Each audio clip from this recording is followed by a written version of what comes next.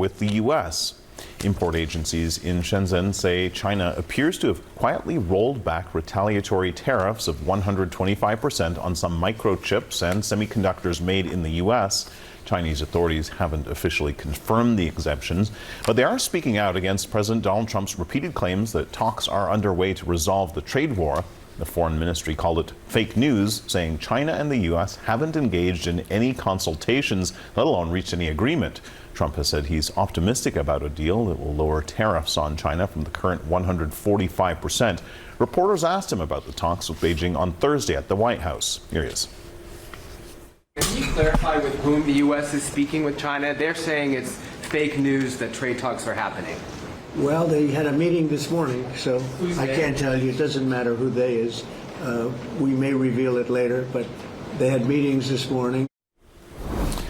Marina Zhang is an associate professor at the University of Technology, Sydney. She is also the co-author of the book Demystifying China's Innovation Machine, Chaotic Order.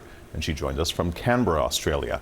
Thank you so much for being here with us. So we're reporting that China appears to have quietly rolled back retaliatory tariffs of 125% on some semiconductors made in the U.S. How do you read this move? And do you think Donald Trump can now say, see, my plan worked? I don't think so. I think both sides are playing a kind of game still. And judging by the ambiguity in Trump's messages who are the, so to speak, is that message, that gesture can be perceived as he blinks first. But of course, China is, I read in social media, there are a lot of posts suggesting that China is indeed canceling the import tariffs on semiconductors. But semiconductors are very special products because they're hardly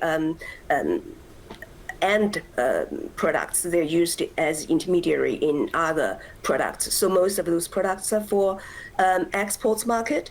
And if China doesn't do this, and this will it will make an export market, exports even further challenging. So you can say that's kind of China quietly using a very pragmatic approach to sort of de-escalate the tensions between the two countries. But I don't think that will be perceived, at least by the people in China, by its own citizens, as Beijing conceding ground to Trump. Yeah, I guess, I mean, it's still a question who blinked first here. I mean, President Trump slapped these huge tariffs on China. China reciprocated. Trump now, in general, seems to be backing down. So is this how China hoped this would all play out?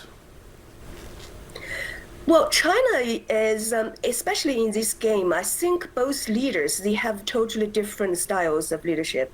And Beijing is not going to engage in any this kind of ceremonial diplomacy by Xi meeting Trump. If Beijing is going to meet Trump, that is an agreement, a concrete agreement have been achieved through negotiations behind doors. So Xi is not going to engage in this social media diplomacy.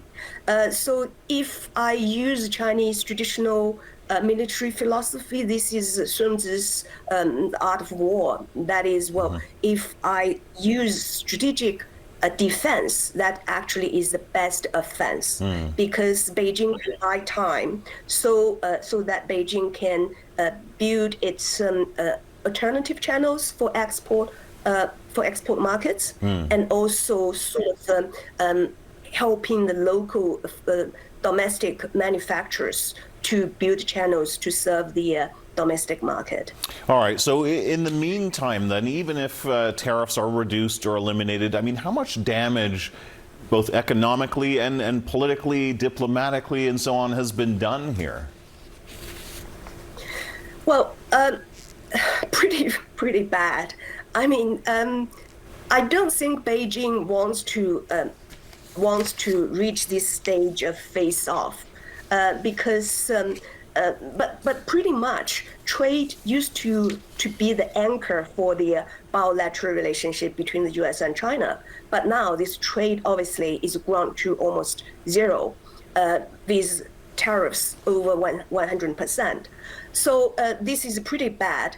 And the competition between the two countries are at 3 levels. And the first is obviously military, national security, and put that aside, and trade and technology, especially technological dominance of each country, that is pretty heating up.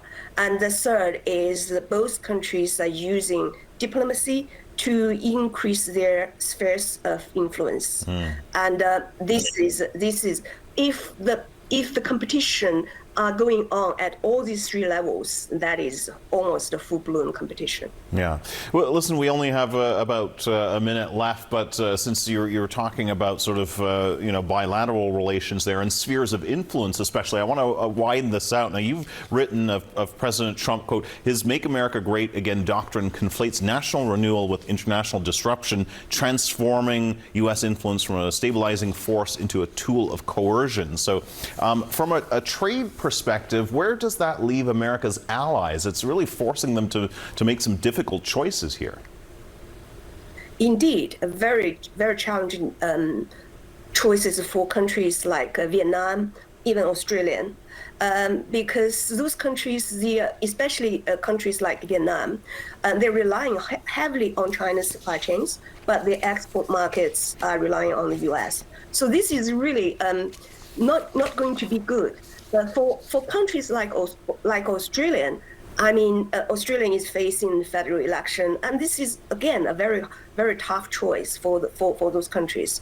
China itself, because it's the size, it can last a bit longer, and especially she doesn't need to answer to any electoral cycle, so it's sort of time is at China's side. Yeah. But for those third countries, it's tough. It's certainly a fascinating face-off between these two superpowers, but the reverberations are felt around the world. Marina Zhang in Canberra, I really appreciate it. Thank you so much. Thank you for having me. Bye.